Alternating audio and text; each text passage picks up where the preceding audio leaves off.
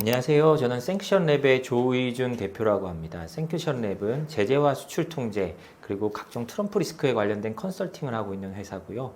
지금 저희 대기업뿐만 아니라 금융기관까지 저희 시스템이 들어가서 여러 가지를 알려드리고 있습니다. 그래서 혹시나 그런 거 관련된 정보가 필요하신 분들은 저희에게 연락 주시면 감사하겠습니다. 이번에 무역 전쟁이나 관세 전쟁을 보면 아시다시피요. 미국의 최우선 과제는 중국입니다. 중국을 어떻게 견제하느냐, 그 포위망에서 어떻게 하느냐에 따라서 동맹에 대한 처우도 달라질 겁니다. 그런데요, 한국은 그런 면에서 어찌 보면 중국과의 분쟁에 말려들 수 있는 지정학적으로 불행한 위치에 있게 되지만 어찌 보면 다른 쪽으로 우리가 그 미국의 국제 전략에 가장 적합한 지역이 될 수도 있는 겁니다.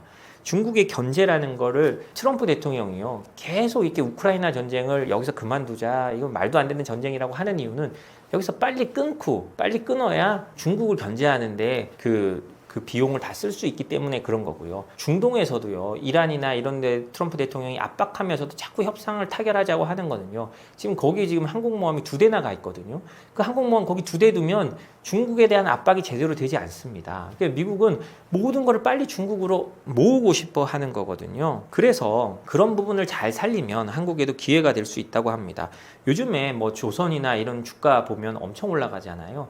당연합니다. 미국에서 중국 견제하는데 가장 필요한 게 해양 패권인데요. 미국은요, 배를 못 만드는 나라입니다. 배를 못 만들고 전 세계 배의 0.01%가 미국산이라는 얘기도 있던데요. 그러면 미국을 대신해서 배를 만들어주고 군함을 수리해줄 나라가 필요한데요. 당연히 한국밖에 없습니다. 물론 일본도 있지만 한국만큼의 경쟁력을 갖고 있지 못하다는 건 우리 모두가 알고 있죠. 그렇기 때문에 중국 견제라는 측면에서 한국이 여전히 미국에는 중요한 패가 됩니다. 그리고 제가 늘 말하는 거지만 지정학적으로 지도만 펴놓고 봐도 왜 한국이 중요한지가 나옵니다. 우리는 주한미군을 둘 때 이론상으로는 북한을 견제하고 북한을 억제하기 위해서 주한미군을 두는 거지만 지도를 펴놓고 보시면 북한만을 위해서 주한미군이 있을 이유는 전혀 없습니다. 우리가 미국 편을 들어서 그런 게 아니고요. 지도만 봐도 우리가 모두 알고 있는 거잖아요. 트럼프 대통령이요, 바이든 대통령을 비판하면서 늘 하는 말이 있습니다. 내가 아프가니스탄에서 철군하면 그런 식으로 재앙적으로 철군하지 않았을 거다 라면서 하는 말이요, 나는 철군을 해도 바그람 공군기지는 남겨둘 거다라고 했다고 말을 합니다. 이 바그람 공군기지가 어떤 곳이냐, 바로 바그람 공군기지에서 비행기가 뜨면, 전투기가 뜨면 중국의 핵시설까지 1시간 만에 도달할 수 있는 곳입니다. 그런데요, 한국은 오산이나 군산이나 이런 데서 전투기가 뜨면요, 베이징까지 1시간이에요. 근데 어떻게 미국이 한국을 지정학적으로 무시할 수 있겠습니까? 그런 의미에서요, 한국은 미국에도 지렛대가 있는 겁니다. 그리고 아까 말씀드렸듯이 우리가 이제 미국이 공급망을 새로 짜면서 중국이 없는 새로운 시장이 열린다면 우리가 가격 경쟁력이나 이런 데서 좀 중국에 모자랐던 그런 부분들이 또 새롭게 이제 미국이란 시장, 그리고 EU까지 그렇게 될지는 모르겠습니다만 저는 그렇게 간다고 생각을 합니다. 저는 세상의 공급망이 다시 미국 중심, 중국 중심, 우리 과거 냉전처럼 이렇게 갈라져 간다고 생각을 하고, 결국은 EU도 그렇게 갈 수밖에 없다고 생각을 하거든요. 그렇게 되면 또 좀 더 우리가 중국과 덜 경쟁하는 시장이 열릴 거다라고 생각을 하고, 그게 우리에게 기회가 될 거라고 생각을 합니다. 트럼프 대통령 1기 때부터요, 주한미군 철수를 위협해 왔습니다. 그런데 사실은 좀 전에도 말씀드렸듯이 대중 견제, 그다음에 중국 압박이 미국 행정부의 최우선 외교 순위가 되면서 주한미군 철수에 대한 건 어느 정도 걱정을 접어놔도 될 것 같습니다. 그런데요, 최근 미국 국방부가요, 임시국가 방어 전략 지침이라고 9페이지짜리 보고서를 만들었고요. 그걸 워싱턴 포스트가 보도를 했는데요. 요약하면 그렇습니다. 중국의 대만 침공 저지가 1순위고요. 가장 중요한 거고, 그 다음에 미국 본토 방어입니다. 그렇게 되면 주한미군은 어떻게 될까요? 당연히 우리가 아까 말씀드렸듯이 중국의 대만 침공 저지에 주한미군이 사용될 가능성이 높습니다. 우리는 그래서 안 된다고 하지만 미국 마음이지 우리 마음대로 되겠습니까? 현실적으로요. 우리가 냉정하게 현실을 봐야 되잖아요. 그러면 주한미군 성격이 한반도 방위에서 이제 양안이나 어떤 미중 충돌, 그 다음에 남중국해 문제에도 주한미군이 들어갈 가능성이 높습니다. 근데 주한미군은 지금도 순환하고 있습니다. 우리가 주한미군의 숫자를 28,500명이라고 국방수권법에 박아놨습니다. 그래서 그거를 그렇게 해놓은 거는 트럼프 대통령이 하도 주한미군 철수 이런 걸 하니까 미국 여야 모두가 그래, 한국을 압박하고 방위비 더 받는 거 받아도 돼. 근데 주한미군 숫자 가지고 괴롭히진 마라고 해서 미 의회 여야 모두 합의해서 그렇게 28,500명을 받아놨지만, 유사시에 미군이 그 순환하는 배치 병력을 일본으로 뺀 다음에 오키나와나 이런데 중국을 압박하는 곳으로 옮긴다고 해도 우리가 사실은 뭐라고 할 수가 없습니다. 유사시는 그렇다는 거고요. 그러니까 우리도요, 이 주한미군에서 그 유연성이 있다는 거를 염두에 두고 그 안에서 우리가 최대한 찾아야 되는 겁니다.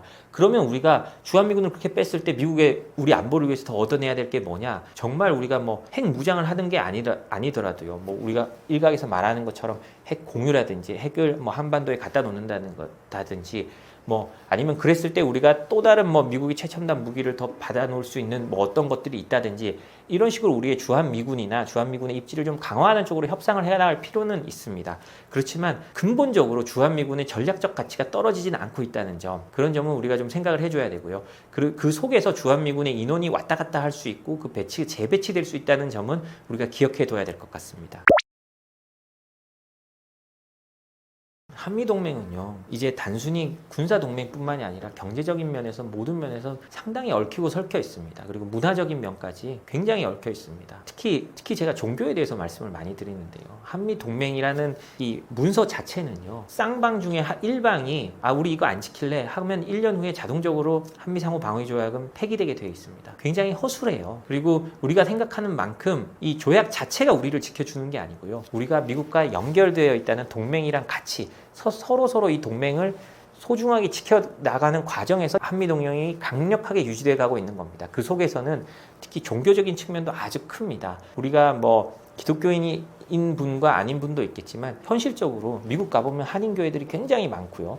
미국이 6.25 때 참전을 결정하게 된 결정적인 이유도 이승만 대통령이나 당시에 미국 고위 의회나 미국 지도자들이 종교적으로 엮여 있는 면도 굉장히 강했습니다. 그러니까 우리가 이런 면으로서 씨줄 날줄로 엮여져 있기 때문에 강고한 한미동맹이 되어 있었던 거고요. 우리가 늘 말합니다. 국익까지 해치면서 동맹을 유지할 필요는 없다. 맞습니다. 국익을 우선시해야 됩니다. 근데 이게 말은 그런데 참 쉽지 않습니다. 한미동맹이 처음 생기던 시절 국익을 우선시했으면 미국이 과연 6.25에 참전했을까? 전 조금 의문이거든요. 왜냐하면 우리는 지금은 그걸 당연하게 여기지만 그 당시엔 당연하지 않았습니다. 왜냐하면 일본부터 시작해가지고 미국이 방어선을 새로 그은 상황이었잖아요. 그때 미국의 생각도 굳이 한국을 지켜야 돼라는 거였던 겁니다. 그렇지만 미국은 한국을 지키는 걸로 판단했고 그때 들어와서 미국의 투자가 한미동맹 그리고 지금 한국이라는 미국이 가장 자랑스러워하고 우리의 문화를 이식했을 때 나라가 이렇게 된다라는 걸 보여줄 수 있는 우리의 최고의 사례가 된 겁니다. 그래서요, 저는 이렇게 생각합니다. 70년 전에 한미동맹은요, 휴전선에서 진군을 멈췄습니다. 그렇지만 이제는 제가 경제적으로 따졌을 때도요, 한미동맹이 더 유리합니다. 아까도 계속 말하고 있듯이 중국이 우리가 경제적으로도 모든 면의 경쟁자가 됐기 때문이에요. 그럼 이 한미동맹의 스코프를 늘려서요, 이 경제적 한미동맹 까지 가서 이제 미국은 이제 우주로 가잖아요. 그 우주로 갈 때 우리가 또 뭐를 더 해줄 수 있는지, 미국이 부족한 점에 우리가 어떤 점을 더 키웠을 때 이 경제적 동맹으로 가치를 유지할 수 있는지를 해서 우리 그런 면에서 우리 국익을 같이 해서 정말 우주까지 함께 가는 동맹이 돼야 된다라고 생각합니다. 이게 막 미국에 경도돼가지고 뭐 미국만을 우상시하는 게 아닌가라고 생각을 하실 수도 있는데요. 그런 비판을 하실 수 있지만 그런 게 아니고요. 현실적으로 우리가 같이 했을 때 이득을 가질 수 있는 나라가 현재로서 미국이란 뜻에서 계속 말씀을 드리는 겁니다. 그래서 우리가 이 한미동맹을 잘 지켜야 되는 이유는요, 우리가 그렇게 해야 안보, 경제적 이익을 다 챙길 수 있고요, 실리까지 국익, 실리, 안보 모든 걸 챙길 수 있다라고 이렇게 말씀을 드리는 겁니다. 사실 이거는요, 일본이 참 미국이 원하는 거를 너무나 잘 알고 있기 때문에 이런 말을 한 거죠. 미국 입장에서는요, 주일미군도 있고 주한미군도 있고 오키나와에도 또 뭐 당연히 미군이 있고 괌에도 있고 하지만 모든 거를 중국 압박으로 통합하려고 하는데요, 일본이 그걸 다 아니까 이렇게 말하는 겁니다. 아니 그걸 뭘 계속 분리해놓고 정부를, 지금 한국하고 일본하고 다 분리되어 있는 상황이라고 보면 맞거든요. 그걸 뭘 그렇게 따로 생각하냐, 어차피 다 같이 할 건데. 그러면 이제 아예 묶어가지고 이걸 통합해서 하자라고 일본이 제안을 한 겁니다. 미국 입장에서는 아주 좋죠. 그리고 일본 입장에서도 좋습니다. 왜냐? 한국은 지금 한국의 독립된 정부로 돼 있기 때문에 주한미군 사령관은 사성 장군이고요. 주일미군의 뭐 사령관급인 사람은 삼성 장군입니다. 우리가 더 높아요. 그렇지만 이런 걸 통하면 일본이 이제 일본의 뜻대로 안보를 꾸려가면서 자신들의 안보, 그러니까 대중 압박이라는 일본의 생각에 미국도 맞춰가면서 더 큰 정부로 해서 이렇게 전체적으로 일본이 자신들의 안보 이익을 챙길 수 있게 가는 거죠. 한국 입장에서 이게 좋을 리는 없습니다. 좋을 리는 없지만 현실적으로 보면요, 이 정부를 어떻게 나누고 이런 문서적인 걸 떠나서 현실적으로는 이렇게 갈 수밖에 없다는 걸 우리 또 인정을 할 필요는 있습니다. 그렇게 했을 때 우리가 미국과 어떻게 협상을 할 거냐, 이 부분이 앞으로 미국이 계속 제기할 문제이기도 하잖아요. 우리가 이렇게 했을 때 가장 큰 문제는 중국과 미중 충돌에 한국이 끌려 들어갈 수 있다는 그런 건데요. 그렇게 했을 때 우리가 어떻게 해야 되는지, 아까 또 제가 말씀드린 적이 있지만 미국과 진짜 현실적으로 놓고 다음 정권이나 아니면 그 다음 정권에서도 이 문제를 논의해야 되는 겁니다. 우리가 지금 전작권 문제도 여기 걸려 있습니다. 미국은 자꾸 전작권을 한국이 주려고 하잖아요. 근데 한국에는 보수 정권에서는 그걸 받지 않겠다라고 해서 지금 전작권이 미국에 있는 건데요. 그 이유가 뭐냐? 한국의 전시작전권이 이렇게 오면 아까 말했듯이 원시어터로 가게 되면 한국 주한미군 사령관이 4스타에서 3스타로 내려갈 수 있는 거예요. 왜냐? 전쟁을 이제 한국에서 주도적으로 하니까 왜 우리가 꼭 여기 4스타를 보내야 돼? 미국이 생각할 수 있잖아요. 그렇게 되면 오히려 또 그렇게 된 게 중국과의 충돌이 있었을 때 주한미군이나 이런 게 더 약화되고 우리의 의지와 상관없이 미중 대결에 또 말려 들어가는 결과를 가질 수도 있습니다. 이게 너무나 복잡한 얘기입니다. 그렇기 때문에 우리가 현실을 인정하고 다음 정권이나 그 다음 정권에서 이 문제를 차근차근 협상하고 우리가 늘 핵 개발을 말하지만 현실적으로 핵 개발은 어렵지만 어느 정도 핵 협상 같은 걸 통해서 우리가 핵 개발을 할 수 있는 여지를 남긴다든지 그다음에 미국의 핵 같은 거를 한반도에 공유할 수 있는 그런 상황이 온다든지 핵우산을 좀 문서적으로 좀 더 강고하게 받을 수 있다든지 이런 식으로 우리에게 맞는 방식으로 또 찾아나가는 그런 또 계기가 돼야 된다고 생각합니다. 일본의 제안이 우리의 안보에게 도움이 되지 않는다라고는 저는 생각합니다. 그렇지만 현실적으로 이렇게 변해갈 가능성이 높다라는 것도 우리가 인정해야 될 바라고 생각을 합니다. 145%라는 숫자가 굉장히 좀 어떻게 생각하면 비현실적입니다. 트럼프 대통령이 취임 전까지만 해도 중국에 때리겠다고 하는 관세가 이미 벌써 우리가 다 까먹었는데요. 그때 트럼프 대통령이 블러핑 하듯이 말한 게 60%였습니다. 근데 이게 145%까지 올라갔고요. 실제로 행정명령에는 125%로 되어 있었잖아요. 근데 이게 왜 145%까지 올라갔느냐? 기자가 한번 물어봅니다. 그러면 펜타닐 관세는 어떻게 돼요? 하니까 백악관에서 그 20% 여전히 있어요. 그렇게 하면서 이게 145%까지 올라갔거든요. 이 말은 그만큼 트럼프 대통령의 즉흥적 그리고 본능적인 공격 성향에 따라 결정된 거라고 보여집니다. 그렇기 때문에 중국 입장에서도 이걸 지금 어떻게 해야 될지 굉장히 좀 당황스러울 수도 있고요. 중국은 이번에는 아마 그냥 넘어가지 않으려고 할 수도 있습니다. 왜냐? 1기 때 트럼프 대통령이 중국에 대해서 관세를 매길 때요. 그때만 해도 중국이 그냥 트럼프 대통령이 관세를 매기고 버티다가도 협상을 하자면 협상을 하자고 끌려갔는데요. 이제 중국이 안 겁니다. 우리가 아무리 협상을 해주고 뭘 해도 트럼프 대통령은 자기의 시스템대로 자기의 스케줄대로 갈 거다. 그럼 우리가 여기 끌려갈 필요가 없지 않느냐라는 걸 중국이 배운 것 같습니다. 마치 북한의 핵개발 같이요. 북한의 핵개발을 할 때 우리가 수많은 대화를 요청하고 뭘 주면 그만두고 뭘 하면 그만둘 것처럼 해가지고 수많은 협상을 했지만 결국은 다 소용이 없었습니다. 그 이유는 뭐냐? 북한은 북한 나름대로의 스케줄을 갖고 그대로 끌고 가는 거거든요. 완급 조정만 있을 뿐입니다. 그러니까 중국이 사실 그런 나라니까요. 거기에 대해서 누구보다도 잘 알고 있는 겁니다. 그렇기 때문에 중국이 지금 오히려 트럼프를 애태운 듯한 그런 모습을 보이면서 쉽게 협상에도 안 나서고 있다. 저는 그렇게 생각을 합니다. 그럼요. 트럼프 대통령은 자신이 보여주고 싶어하는 모습이 있습니다. 트럼프 대통령은 늘 말하지만 자신의 협상가로서의 모습을 보여주고 어떤 딜메이커로서의 모습을 보여주는 것을 가장 중요시하게 생각합니다. 그리고 그다음에 리얼리티 쇼 그 진행자 출신으로서 어떤 극적인 상황을 도출해가지고 지지율을 확 올리고 이런 거에 대해서 본인도 약간 카타르시스를 느끼는 것 같거든요. 그렇기 때문에 트럼프 대통령은 중국과 어떻게든 협상을 하고 자신이 압박해서 중국이 협상 테이블로 나오는 모습을 보여서 거기서 어떤 결론을 맺어야 됩니다. 제가 트럼프 대통령을 지칭할 때 쓰는 표현이 있는데요. 과격한 온건주의자입니다. 1기 때도 그랬고요. 항상 과격하게 말하지만 협상이 되고 난 걸 보면 어느 정도 합리적인 위치를 찾습니다. 한미 FTA가 대표적으로 그랬거든요. 예를 들자면 한국과 FTA 재협상한다. 한국과 FTA 폐기한다. 그랬을 때 세계가 난리 나고 한국은 뒤집어졌었죠. 그렇지만 그 당시에 서로 합의한 걸 보면 서로 어느 정도 절충점을 잘 찾았습니다. 한국은 예를 들자면 철강의 무관세 쿼터를 얻어내가지고 일본보다도 오히려 좀 나은 위치에 처해 있었고요. 대신 미국은 아직 한국이 잘 만들지도 않는 픽업 트럭에 대한 그 관세를 20년간 연장해서 미국 자동차 산업을 보호할 수 있는 명분을 만들었거든요. 그런 식으로 트럼프 대통령은 지금 협상만 나오면 어떤 식으로든 자기가 합의하겠다라는 머릿속에 계획이 있을 겁니다. 그런데요, 중국은 그렇게 하고 싶지 않은 것 같아요. 왜냐하면 중국은 체면도 중요하게 생각하는 나라고요. 트럼프의 의도, 솔직히 트럼프만의 의도가 아닙니다. 트럼프 1기와 바이든 정부를 거치면서요. 미국이 정말 우리를 패권 경쟁국으로 생각하고 우리를 가만두지 않겠다는 것을 뼈저리게 느꼈습니다. 왜냐? 트럼프 1기 때 있었던 그 제재나 관세가 바이든 때 단 하나도 해제되지 않았습니다. 그러면 트럼프 2기 때 만들어진 중국을 공격하고 혹은 중국에 대한 관세가 이게 정권이 바뀐다고 풀릴까요? 저는 그렇게 생각하지 않습니다. 쉽게 풀리지 않는다는 걸 중국도 알기 때문에 중국도 이참에 버티는 힘을 키우려고 할 겁니다. 그리고요, 제일 중요한 거는요, 여기서 잊지 말아야 될 게 협상력이 둘 중에 누구한테 있느냐는 겁니다. 물론 미국이 바잉 파워를 가지고 세계 초강대국이니까 힘이 있죠. 그렇지만 협상은 단순히 힘만으로 하는 게 아닙니다. 제가 북한의 아주 고위 탈북자를 만난 적이 있었는데요. 그분이 하는 말씀이 있습니다. 김정은이 세상에서 협상을 제일 잘한다. 왜냐? 김정은은 50년을 바라보고 협상 계획을 짭니다. 그런데요, 미국은 중간 선거가 있기 때문에 길어봐야 2년밖에 협상 계획을 못 짜요. 그럼 중국은 어떠냐? 김정은만큼은 아니지만 중국 공산당은 훨씬 더 긴 스코프를 보고 협상을 하고 밀당을 할 수 있는 겁니다. 그렇기 때문에 지금 트럼프 대통령은 빨리 협상을 하고 싶고, 어떻게 생각하면 최초 이 1년 안에 뭔가를 다 세상이 흔들리더라도, 주가가 많이 떨어지고 뭐 세상이 움직이더라도 1년 안에 빨리 하고 그 다음 중간 선거까지 바닥을 치고 올라가는 모습을 보여줘야 하는데, 이런 걸 뻔히 아는 중국이 과연 트럼프의 의도대로 갈까? 이건 좀 아까도 말씀드렸지만 좀 저희가 의문을 가지고 바라봐야 될 것 같습니다.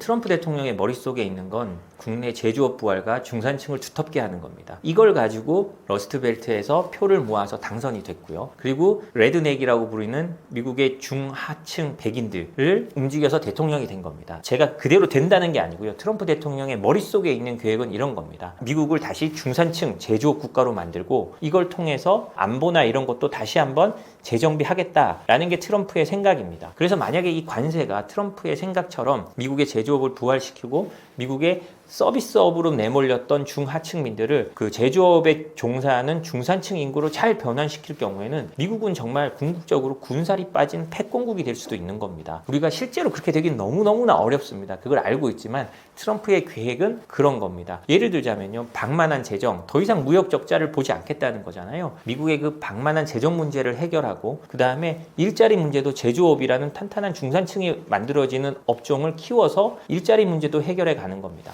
만약에 이 모든 어려움들을 잘 극복하고 트럼프 대통령이 원하는 나라가 된다면 미국은 정말 새로운 모습의 패권국, 그리고 과거 2차 대전 이후에 제조업이나 모든 게에서 역동적으로 움직이던 나라, 지금 다음에 생기는 패권국은 우리가 생각하는 과거의 그 제조업이랑은 분명히 다르겠죠. AI와 로봇과 이런 게 어우러지는 새로운 제조업 대국을 말하는 겁니다. 그런 나라가 돼서 궁극적으로는 군살이 빠진, 그리고 그 부채를 상당히 낮출 수 있고 건강한 패권국을 만들겠다라는 것이 트럼프의 의도라고 저는 생각을 합니다.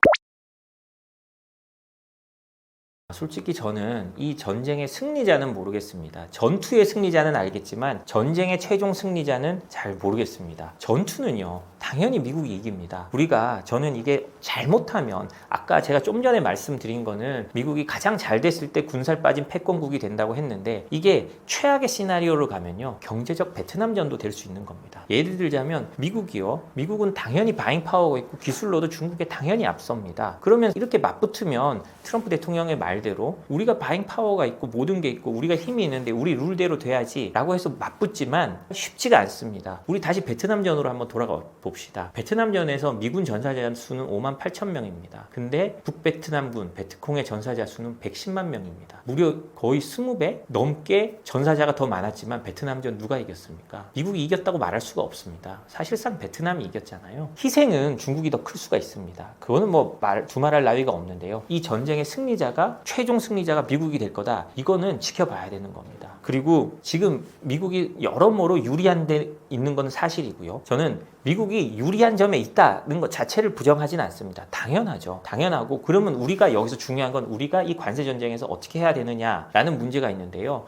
이제 미국이 이런 관세 전쟁을 통해서 어떤 공급망을 분리하려고 하는 거잖아요. 그랬을 때 우리는 나중에 최종 승리가 누가 될지는 모르겠지만 미국의 편에 서는 게 우리에게 경제적으로나 안보적으로 모두게 유리하다라는 건 제가 확실히 말씀드릴 수 있습니다. 왜냐? 우리가 모두 알다시피 우리의 경쟁 상대는 중국입니다. 우리가 밥 벌어먹고 사는 모든 제조업 수출, 한국이 그냥 제조업 대국으로 밥 벌어먹고 사는데요. 조선, 선박, 자동차, 이젠 반도체까지 모두 중국이 우리의 최대 경쟁자입니다. 일본도 아니고 독일도 아니에요. 그러면 미국이 이런 식으로 해서 새로운 공급망을 만들어 간다면, 중국 없는 세상 쪽에 우리가 선다면 우리에게는 경제적으로나 안보적으로 좀 더 유리한 상황이 진행되는 건 맞다고 생각합니다. 물론 그 질문처럼 최종 승리자가 누구다라는 건 알 수가 없지만, 어찌됐든 우리가 우리의 이익을 지키는 대로 움직여야 한다면 우리는 미국의 공급망 안에 들어가는 게 좋고, 그러면서도 지리적 위치나 이런 게 중국과 가깝기 때문에 그 안에서 중국과 최대한 교류할 수 있는 위치를 찾아가는 것이 대한민국의 번영을 위해서는 더 좋다고 생각을 합니다. 미국이 한국 대선은 당연히 관심을 가질 겁니다. 그리고 미국의 이익, 그리고 미국의 세계 전략에 맞춘 거를 가장 해줄 수 있는 사람을 당연히 원하겠죠. 그런데요, 미국도 그렇고 한국도 그렇고 저는 그렇게 생각합니다. 사실 미국이요, 한국 대통령들 늘 좋아한 게 아닙니다. 싫어하기도 하고, 그렇기 때문에 뭐 한국에 정말 필수적인 군사 정보를 안 넘겨준 적도 있었습니다. 그런 경우가 있지만, 그럼에도 불구하고 그 부분에 대해서 큰 걱정을 안 해도 된다고 저는 생각을 하는 게, 한미동맹이란 건 70년 전에 생겨가지고요, 아주 오랫동안 잘 갖고 온 동맹입니다. 물론 뭐 우리가 아주 가장 모범적인 동맹이다 라고까지는 말을 못하겠지만요, 어쨌든 우리는 서로 피를 나누면서 이끌어온 동맹이고, 6.25, 그 다음에 베트남, 이라크, 아프가니스탄, 미국이 가는 웬만한 모든 전쟁에 참여한 나라는 영국 빼놓고는 거의 한국 밖에 없습니다. 베트남전은 그리고 우리만 갔잖아요. 그런 것 때문에 어떤 대통령이 바뀌고 대통령의 성향 때문에 한미동맹 자체가 흔들리는 일은 저는 없을 거라고 봅니다. 그러면 뭐 정치는 모르고 너무 국내만, 트럼프 대통령도 국내만 보듯이 한국도 국내만 보는 대통령이 된다면 사실 충돌이 있을 수는 있겠죠. 그렇지만 그렇게 쉽게 흔들리진 않을 거다라고 말씀드리고 싶습니다.